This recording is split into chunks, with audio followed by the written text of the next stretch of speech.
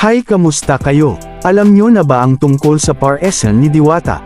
Kung hindi pa ay di ka talaga updated, may kumakalat nga na di umano ang gamaya kay Diwata Pares Overload sa kanyang Strigety marketing. Aba, sino nga ba yan? Mukhang mahiwaga nga, eto lang naman si Hiwaga.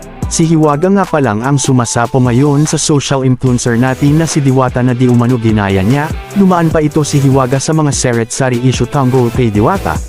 Dahil nga dito usap-usapan ngayon ang panggagaya niya kay Diwata, na telecast pa siya kay Tulfo at sa ibang broadcaster na di umano ay masarap at malinis ang PAR-SN ni Hiwaga. Dahil nga dito ay maraming nagtaas kilay sa kanya. Dahil daw sa panggagaya niya, pero ito lang naman ay isang paghanga niya kay Diwata dahil nga dito. Si Diwata daw ay biglang nasapawan. Dahil di umano madumi at masungit daw siya sa iba niyang customer. Hindi tulad ni Hiwaga na kahit pagod ay going to the flow sa mga nagpapa-picture sa kanya.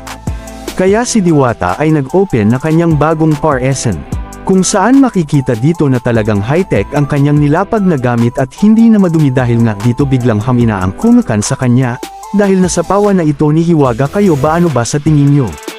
Talaga bang hamina ang pwesto ni Diwata? O nasapawan lang siya ni Hiwaga? Kung ako ang tatanungin, mas mabait ito si Hiwaga dahil nag-uumpisa pa lang siya sa kanyang karera sa PAR-SN.